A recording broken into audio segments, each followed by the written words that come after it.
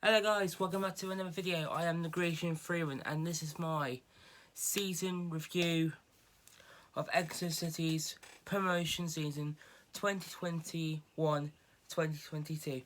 To start this journey we've been on, we got to go back to the last day of the season of 2021.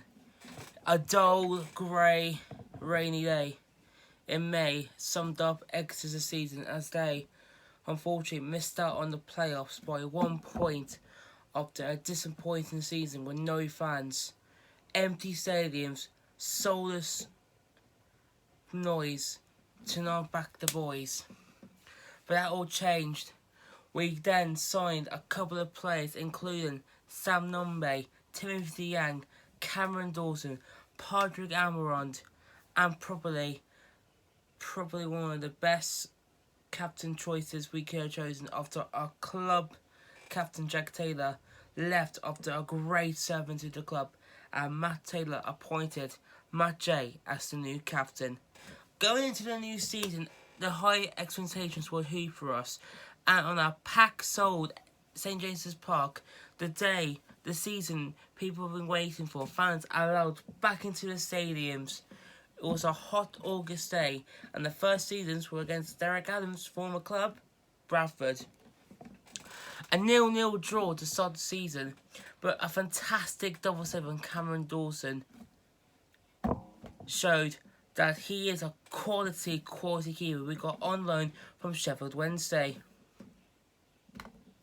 Then we go on to a loss in the Carabao Cup against Wycombe Wanderers, who actually put up a decent performance, and we lost 4-3 in penalties, but it was a decent showing from the lads. Then came a very bad defeat, a very horrible defeat for Exeter against Leyton Orient, 3-0, with Jonathan Grant sent off and a bad injury to Jack Sparks, who will be out until November. Then Matt Taylor didn't know what to do. We went to Barrow, another 0-0 draw. So the first three fixtures were a draw, and a loss.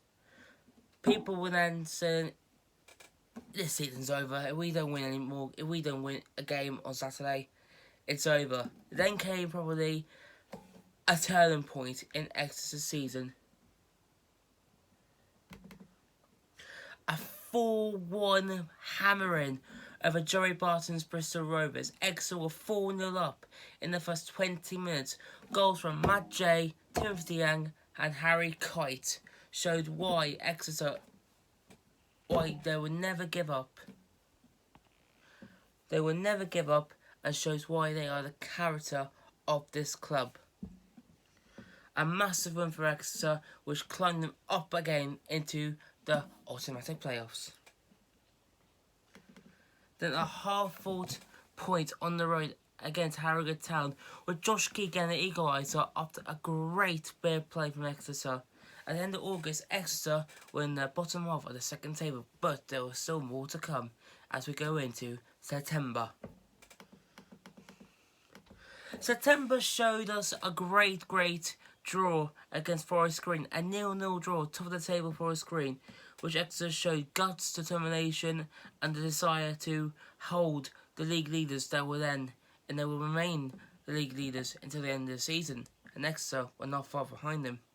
Then came the greatest away day for Exeter's history, a 4-0 hammering over Scunthorpe Town. They absolutely played them off the park.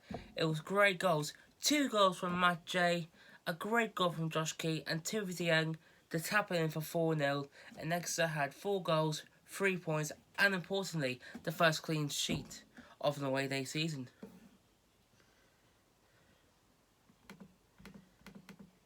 Then Exeter back home again against Sutton United. A big win as well for Exeter, as Sam Nombe got 2 goals in a must-win game at Exeter. A great bit of play for the first goal, and the second goal, Matt J slides the ball in, and it's an absolute great finish from Sam Nombe. That win, Exeter were into 6th place and was still a break to go for automatic promotion. Then at the end of September, we went to Hartlepool in a 1-1 draw. And who was there again? Yet again, Sam Numby in for the other goal. Sam Numby was in the form of his life. October came around and we had a great home game against Walsall, which was 2-2. The Matt Taylor derby, as they expected. A great game, a 2-2 draw. But I must say, the referee had a shocker of a game. Goals from Sam Numby and Timothy Yang was not enough to outlast Matt Taylor's Walsall, as they put a point on us at St James's Park. In the Papa John's Trophy, we went to Cheltenham and we got a decent 2-2 draw. Then we won on penalties with an extra point, which showed great talent of Exeter's academy and show why we can develop as this great academy can do. Then we went to Stevenage against Jack Taylor's Stevenage, and then we got off to the best possible start, going 1-0 up inside 10 minutes by, you guessed it, Super Sammy Numby. And then we got picked back 2-1, but it was brought back with a great goal from the lads, and it ended 2-2, and we got a decent point in London. Going into the next home game against Newport County, this was a struggle, this game. 2-1 down at half-time, but Sam Numby again got us out the weeds and literally rescued a point for us in a really grueling, tough game against one of the contenders for promotion. But our story wasn't done there. It ended 2-2. Then on the Tuesday night at Crawley Town, an absolutely goal of the season contender by the captain Matt J, as I'm going to show right now. Absolute banger. Cristiano Ronaldo would be proud, or Lionel Messi, or even me, if I can't play football, which I can't, but oh well. Yeah, and then Nigel Attingana got the second, and to wrap it all off, who does it? Super Sammy Numby.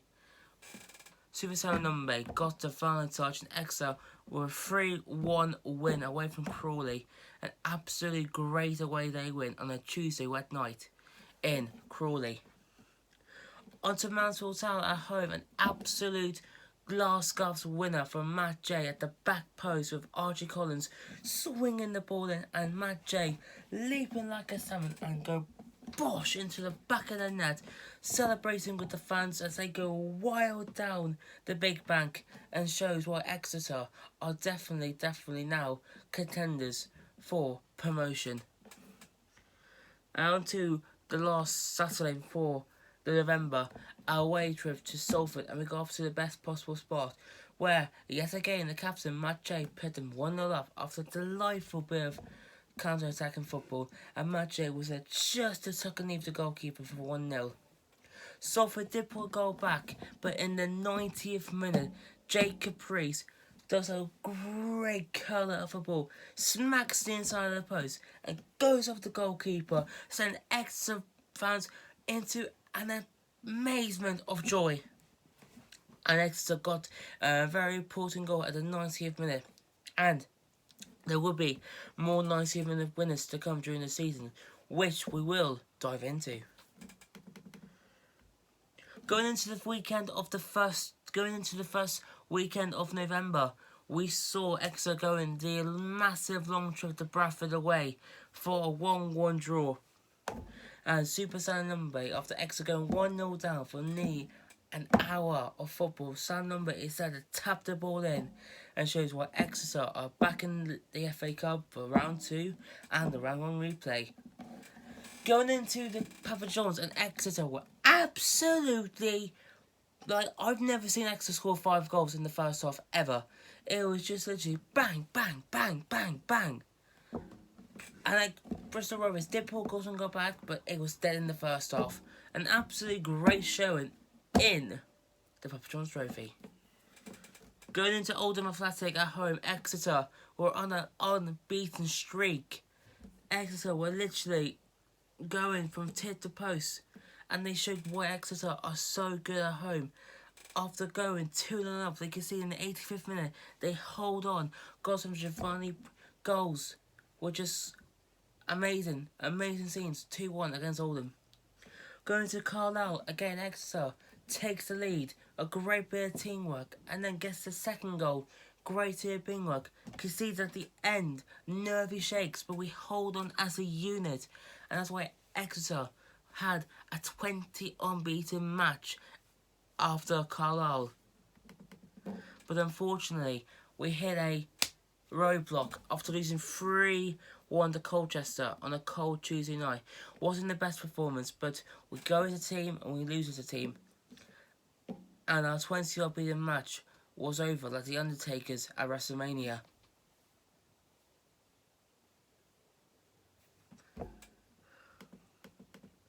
Then we go to Rochdale and a 1-1 draw after George Ray scored his first goal for Exeter City. He lived like a salmon and he banged it in for 1-0.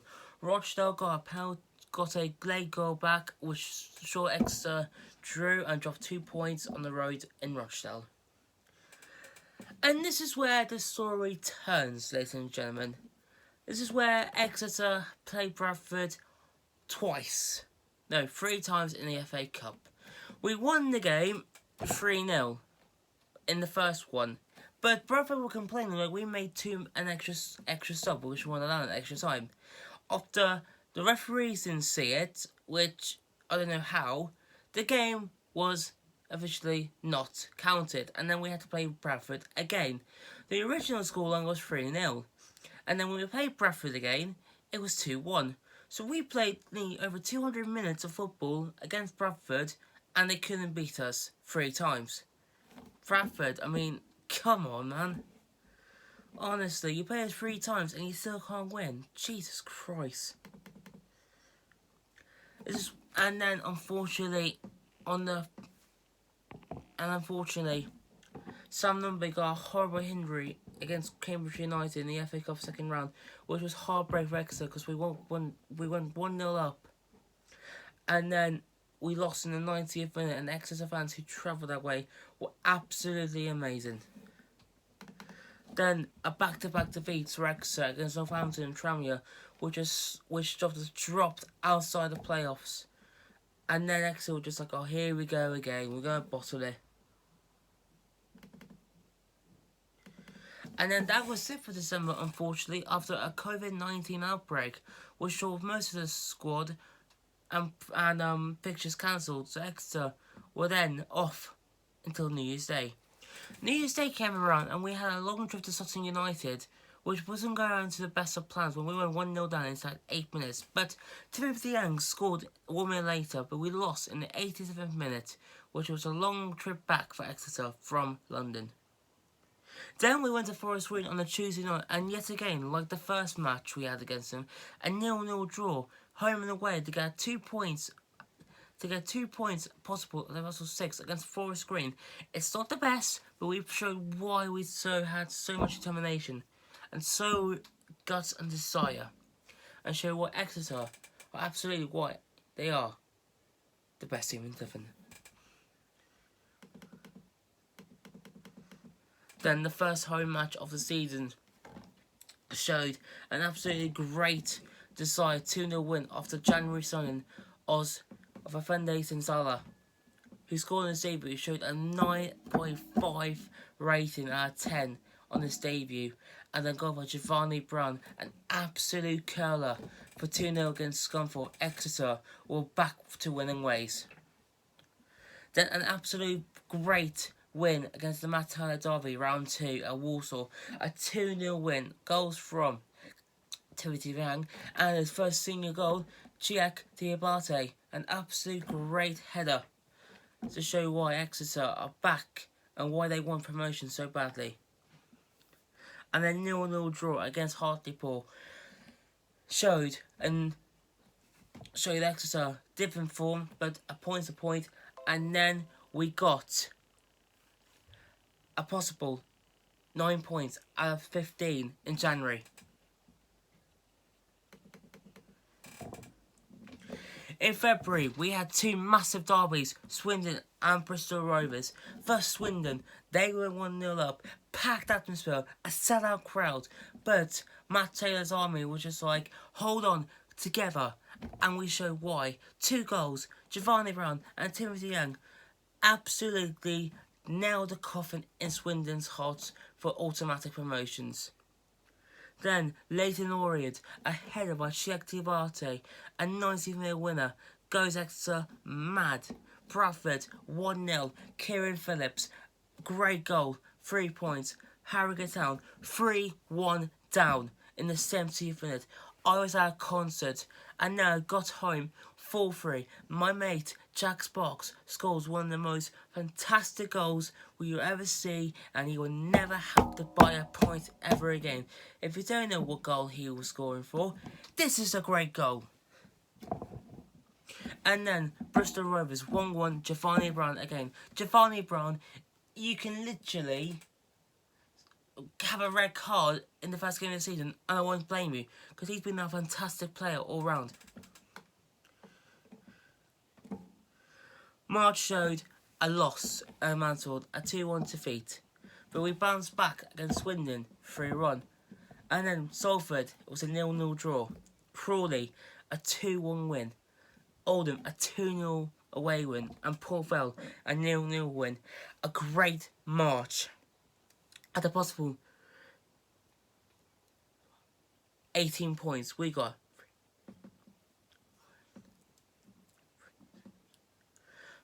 13 at a possible 18 points. A great showing from the lads. April, Newport away, we win 1-0, Timothy Young. Carlisle away, we win 1-0. Patrick Amaron, the Irish Conor McGregor, as I call him. No, that's Pierce Sweeney, actually. I'm joking. Don't kill me, please. Don't kill me. Don't come. Please. Just Colchester United 2-0. Giovanni Brown places on the plate for Jack Sparks. And Jack Sparks, once again, does this finish. Tranmere Rovers, a 2-0 defeat away from home on Easter Monday. But we knew if we beat Rochdale on the Saturday, we'd be 3 points away from promotion. And we win 2-0. Goals from Timothy Young and a diving header from Matt J shows Exeter are now going to believe. And this is where Tuesday night, 26th of April, was going to be the night they will never forget. We go 1-0 down. Silence. 1-1, Kieran Phillips. And then you've seen it already. Play the clip. And Matt J scores the winner. Pitch invasions everywhere. Exeter singing E-I-E-I-E-I-O. Off the Football League we go. And Exeter, after 10 years, are finally back in League One. The amount of heartbreak, the Wembley heartbreak, the playoffs heartbreak shows why Exeter are now back in the big time.